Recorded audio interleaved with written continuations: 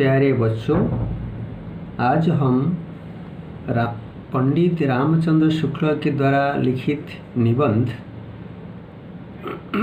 उत्साह का तीसरा क्लास हम चर्चा करते जा रहे हैं। तो तुमने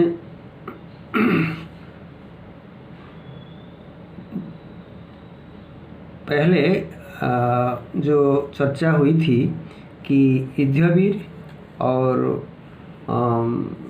दानवीर के बारे में, युद्धवीर के बारे में चर्चा हुई थी।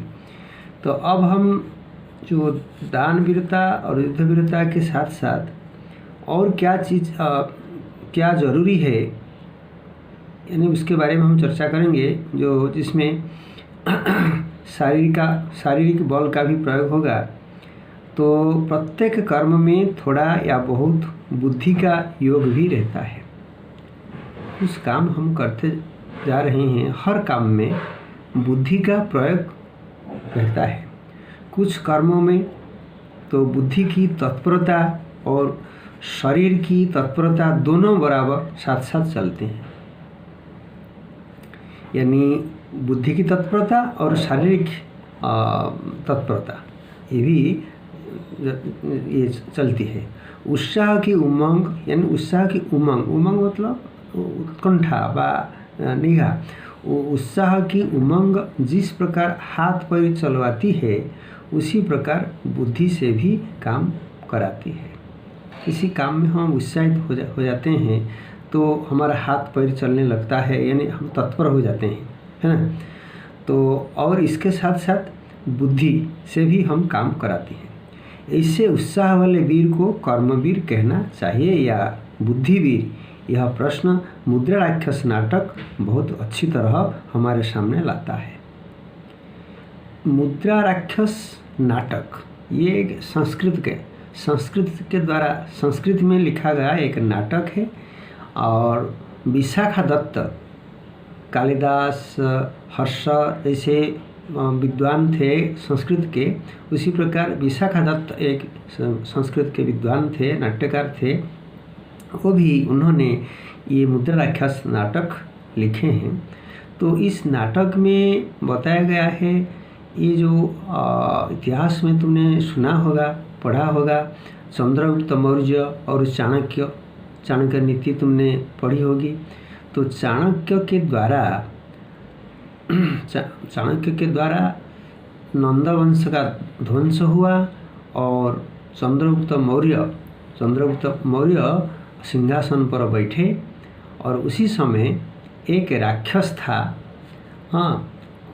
मुद्रा यानी मुद्रा आकार, उसका नामकरण ऐसे किया गया है।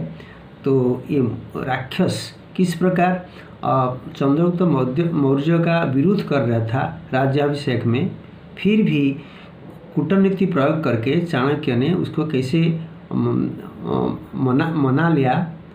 और ये उसी नाटक में ऐसे बताया गया है, कर्मवीर और बुद्धिवीर दोनों का, बुद्धि का यानी बुद्धिवीर यानी बुद्धि चाणक्य क्या है ना। तो चाणक्य के बुद्धि है और ये राक्षस के कर्मवीर, यानी वो किस प्रकार कर्म करने चलता है, यानी चंद्रगुप्त मौर्य की सहायता, खुद उल्टा सहायता करने लगता है। तो इस प्रकार प्रयोग हुआ है, यानी ये बुद्धि और कर्म दोनों, कर्मवीर और युद्धवीर का, है ना, उसी नाटक में ये दर्शाया गया है। चाणक्य और राक्षस के बीच जो चीटें चली है, ये नीति की है, शास्त्र की नहीं। चाणक्य नीति बहुत कूटनीति है उनका। तो कूटनीति प्रयोग करके उन्होंने राक्षसों को मना लिया चंद्रगुप्त के पक्ष में, है ना। तो इस प्रकार ये है। अतः विचार करने की बात यह है कि उत्साह की अभिव्यक्ति बुद्धि व्यापार के अवसर पर होती है, अथवा बुद्धि द्वारा निश्चित उद्योगों में तत्पर होने की दशा में होता है। हमारे देखने में तो उद्योग की तत्परता में ही उत्साह की अभिव्यक्ति होती है। उद्योग कुछ काम धंधे करते समय जो तत्परता दिखाई देती है उसमें ही उत्साह की अभिव्यक्ति होती है। जो तत्परता यानी तत्परता माने खूब जल्दी उस काम करने के लिए मन में जो आवेग है, उमंग है, हाँ, उसको कहते हैं उत्साह। अतः कर्मवीर ही कहना ठीक है, यानी कर्म करने की उत्कंठा, कर्म करने का जोश, कर्म करने का उमंग है ना, उसको कहते हैं कर्मवीर ही कहना ठीक है। जिसमें जिस समय इस प्रकार भावना पैदा होती है उसको हम कहेंगे कि ये कर्मवीर की भावना है। बुद्धिवीर के दृष्टांत कभी कभी हमारे पुराने ढंग से शास्त्रार्थों में देखने में मिल जाते हैं। बुद्धिवीर कैसे? दृष्टांत मतलब उदाहरण। बुद्धिवीर का एक उदाहरण क्या है? जिस समय किसी भारी शास्त्रार्थी पंडित से भिड़ने के लिए कोई विद्यार्थी आनंद के साथ सभा में आगे आता है, उस समय उसके बुद्धि साहस की प्रशंसा अवश्य होती है। एक शास्त्रार्थी पंडित सभा में भाषण दे रहा है, प्रवचन दे रहा है, तो उसके साथ आकर एक विद्यार्थी आनंद के साथ सभा में आगे आता है, उसके समय उसकी बुद्धि साहस की प्रशंसा अवश्य होती है। वो उसके साथ टक्कर देता है, लोग उसकी प्रशंसा करते हैं। वो जीते या हारे बुद्धिवीर समझा ही जाता है, तो उसकी बुद्धि का पराक्रम जो दिखाता है, लोग उसकी प्रशंसा करते हैं, चाहे वो उसके साथ भिड़ते समय, लड़ते समय, चाहे हारे या जीते, लेकिन उसका बुद्धि का पराकाष्ठा सभी को पता चल जाता है। इस जमाने में वीरता का प्रसंग उठाकर वाग्वीर उल्लेख यदि न होगा तो बात अधूरी ही समझी जाएगी। कुछ लोग वाग्वीर हैं, वाग्वीर मतलब बड़ी बड़ी बात करते हैं, है ना, उसको कहते हैं वाग्वीर, यानी बाचाल की तरह, यानी करने योग्य नहीं है लेकिन कर सकते हैं ऐसी बात करते हैं, है ना। वे वाग्वीर आज भी आजकल बड़ी बड़ी सभाओं के मंच पर से लेकर स्त्रियों के उठाए हुए पारिवारिक प्रवंशों तक में पाए जाते हैं और काफ़ी तादाद में, काफ़ी संख्या में ये वाग्वीर आजकल दिखाई देते हैं। बड़ी बड़ी बातें करते हैं लेकिन काम करते नहीं। थोड़ा यह देखना चाहिए कि उत्साह में ध्यान किस पर रहता है? कर्म पर उत्साह का ध्यान, उत्साह में ध्यान रहता है यानी कर्म के लिए, तो उसके फल पर अथवा व्यक्ति या वस्तु पर। कर्मवीर का सचमुच ये बताया, लेखक ने बताया है, कर्मवीर का ध्यान रहता है कर्म पर, फल जो भी हो उसके फल पर अथवा, लेकिन कुछ लोगों का फल पर ध्यान रहता है, कुछ लोगों का वस्तु पर ध्यान रहता है। हमारे विचार में उत्साही वीर का ध्यान आदि से अंत तक पूरी कर्म श्रृंखला पर से होता हुआ उसकी सफलता रूपी समाप्ति तक फैला रहता है। तो लेखक के मतानुसार कर्मवीर जो हैं, कर्मवीर का ध्यान हमेशा अपने कर्म पर रहना चाहिए, चाहे उसकी सफलता मिले या न मिले, लेकिन कर्म समाप्त होने तक वो कर्म पर उनका ध्यान रहना चाहिए। इसी ध्यान से जो आनंद की तरंगें उठती हैं वह ही सारे प्रयत्नों को आनंदमय कर देती है। तो कर्म करने के लिए उत्साही व्यक्ति कर्म में आनंद लेता है। जो सही रूप में अपना कर्म करता है तो वो कर्म में उनको आनंद मिलता है ना। इसी ध्यान से जो आनंद की तरंग उठती हैं वह भी सारे प्रयत्नों को आनंदमय कर देती है। युद्धवीर में विजेतव्य को आलम्बन कहा गया है। जो सहारा, आलम्बन मतलब सहारा कहा जाता है। विजेतव्य के माने जीतने के योग्य जो हैं, जो योद्धा, जो जीतने वाला, युद्धवीर में उसको सहारा क्या कहा गया है। उसका अभिप्राय यही है कि विजेतव्य कर्म प्रेरक के रूप में वीर के ध्यान में स्थिर रहता है। वह कर्म के स्वरूप का भी निर्धारण करता है, यानी जो युद्धवीर युद्ध के मैदान में उतरता है उसका ध्यान रहता है हमेशा सही ढंग से अपना काम करे, हाँ, और उसमें विजय प्राप्त करे, है ना। तो विजेतव्य कर्म प्रेरक के रूप में यानी अपने कर्म को कष्ट सहकर भी अपना काम को सही रूप में करना चाहता है, वीर के ध्यान में स्थिर रहता है। वह कर्म के स्वरूप का भी निर्धारण करता है, निर्णय करता है कैसे कर्म करने से उनको सफलता मिलेगा।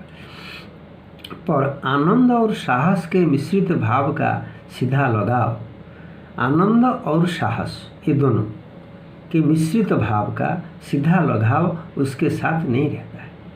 आनंद नहीं रहता है, यानी युद्ध में आनंद या साहस होता है। सच पूछिए तो वीर के उत्साह का विषय विजय विधेयक कर्म या युद्ध ही रहता है। तो ये सच पूछिए यानी अगर ये बताया जाए वीर के उत्साह का विषय, जो वीर हैं उसका उत्साह का विषय क्या है? विजय विधेयक कर्म, जिसमें उनको सफलता मिलेगा, उसी प्रकार कर्म या युद्ध ही रहता है। दानवीर और धर्मवीर पर विचार करने से यह बात स्पष्ट हो जाती है। दानवीर और धर्मवीर, अच्छा, दान दयावश, श्रद्धावश और कीर्ति लोभवश दिया जाता है। यहाँ लेखक ने बताया है दान कितने प्रकार के हैं। दान दयावश दिया जाता है, ये भिखारी है तो उसको थोड़ा दे दो, उसका पेट भर जाएगा, ये दयावश दिया जाता है। श्रद्धावश, हाँ, ये श्रद्धा से किसी को दान दिया जाता है, तुम ले लो, ये श्रद्धा से दान दिया गया। कीर्ति लोभवश, जैसे श्रद्धावश कोई सज्जन व्यक्ति है तो अपने प्रिय व्यक्ति को श्रद्धा से दान देता है। कोई सीनियर यानी वयोज्येष्ठ व्यक्ति है तो उसके पास कुछ धन रत्न है, वो अपने स्नेही यानी प्यारे व्यक्ति जो हैं उनके नज़दीक में रहने वाले लोगों को प्यार से श्रद्धावश उनको देता है। इसको कहते हैं श्रद्धावश दान दिया गया, दयावश दान दिया जाता है। और कीर्ति लोभवश, और कीर्ति लाभ करने के लिए यानी यश ख्याति लाभ करने के लिए दान दिया जाता है। यज्ञ करते हैं, यज्ञ में कुछ राजा पहले ज़माने में राजा यज्ञ करते थे और यज्ञ के अंतिम छोर पर वो दान देते थे। एक एक राजा उनके पास जो कुछ था सब कुछ दे देते थे। हाँ, फिर राजा का धन धीरे धीरे बढ़ता है, प्रजाओं से आता है, तो इसीलिए हर यज्ञ के बाद वो लोग क्या करते हैं, अपना धन दान करते हैं, यानी कीर्ति लोभवश, कीर्ति लाभ करने के लिए, यश ख्याति लाभ करने के लिए। यदि श्रद्धावश दान दिया जा रहा है तो दान पात्र वास्तव में श्रद्धा का है, और यदि दयावश दिया जा रहा है तो पीड़ित यथार्थ में दया का विषय या आलंबन ठहरता है। जो दयावश जो दिया जाता है दान, तो जो व्यक्ति को दान दिया जाता है वह क्या होता है, खुश होता है कि उनको कुछ मिल गया, आलंबन यानी सहारा मिल गया। अतः उस श्रद्धा या दया की प्रेरणा से जिस कठिन या दुस्साध्य कर्म की प्रवृत्ति होती है उसी की ओर उत्साही का साहसपूर्ण आनंद उन्मुख कहा जा सकता है। तो ये इसमें उत्साह भी रहता है, दान देने में और दया करने में भी उत्साह रहता है। अतः और रसों में आलम्बन का स्वरूप जैसा निर्दिष्ट रहता है वैसा वीर रस में नहीं। रसों में आलम्बन सहारा का स्वरूप जैसा निर्दिष्ट रहता है। जैसे ये जो यानी भाव तो ये रहता दान के साथ, श्रद्धा के साथ जो रहता है, उस प्रकार कहते हैं वीर रस में नहीं। कोई अगर वीर योद्धा तो अपना रौब दिखाने के लिए कुछ करता है तो उसमें उत्साह या आनंद उतना नहीं रहता है। बात यह है कि उत्साह एक यौगिक भाव है, तो इसमें कुछ काम में उत्साह रहता है, तो इसीलिए कहा जाता है कि उत्साह एक यौगिक भाव है, यानी मिला जुला भाव है, जिसमें साहस और आनंद का मेल रहता है। आनंद रहता है और साहस रहता है, ये दोनों का मेल ही उत्साह है, ये बताया गया है ना। अच्छा, जिस व्यक्ति या वस्तु पर प्रभाव डालने के लिए वीरता दिखाई जाती है, जिस व्यक्ति किसी एक व्यक्ति या किसी व्यक्ति पर या वस्तु पर प्रभाव डालने के लिए, अपना वीरत्व प्रदर्शन करने के लिए वीरता दिखाई जाती है, उसकी ओर उन्मुख कर्म होता है, और कर्म की ओर उन्मुख उत्साह का सीधा लगाव नहीं होता है। उत्साह का उन्मुख यानी तैयार, उत्साह सीधा लगाव नहीं होता। समुद्र लांघने के लिए जिस उत्साह के साथ हनुमान उठे हैं, उसका कारण समुद्र नहीं, समुद्र लांघने का विकट कर्म है ना। समुद्र लांघने के लिए यानी हनुमान समुद्र लांघ कर ये श्रीलंका में पहुँचे, है ना। तो भारत और श्रीलंका के बीच समुद्र, तो समुद्र को लांघने के लिए हनुमान उठे, समुद्र लांघ कर पहुँचेगा कहाँ, श्रीलंका में। तो ये उसमें कौन सा उत्साह पैदा हुआ, समुद्र लांघने का उत्साह। समुद्र लांघने के लिए जिस उत्साह के साथ हनुमान उठे हैं, उसका कारण समुद्र नहीं, समुद्र लांघने का विकट कर्म, भयंकर, विकट मतलब भयंकर कर्म, जो भयंकर कर्म करने के लिए मैं इस कर्म को करके ही रहूँगा, यानी समुद्र लांघने का जो कर्म उसी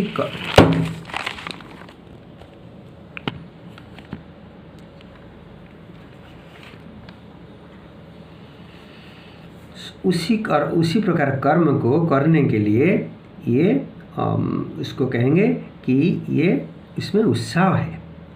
जिस उत्साह के साथ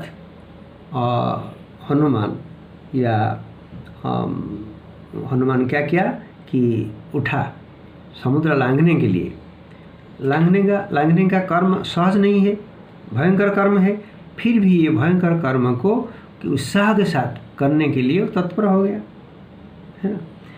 कर्म भावना ही उत्साह उत्पन्न करती है।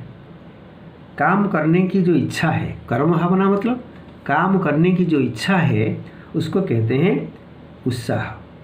वस्तु या व्यक्ति की भावना नहीं, वस्तु या व्यक्ति की भावना नहीं कि व्यक्ति को जय करना नहीं या वस्तु को ये जय करना नहीं, ऐसा नहीं, यानी कर्म भावना की इच्छा, यानी काम करने की जो इच्छा है, वो इच्छा को उत्साह कहा जाता है। किसी कर्म के स्वरूप में जहाँ आनंदपूर्ण तत्परता दिखाई पड़ी, किसी भी काम करने के लिए अगर आनंदपूर्ण तत्परता मतलब व्यग्रता दिखाई पड़ी, हम उससे उत्साह कहते हैं। कर्म के अनुष्ठान में जो आनंद होता है, उसका विधान 3 रूप में दिखाई पड़ता है। कर्म के अनुष्ठान में किसी कर्म करके कर्म को संपादन करने में जो तत्परता दिखाई देती है, व्यग्रता दिखाई देती है, वो आनंद होता है उसमें, उसका विधान 3 रूप में दिखाई पड़ता है। क्या है?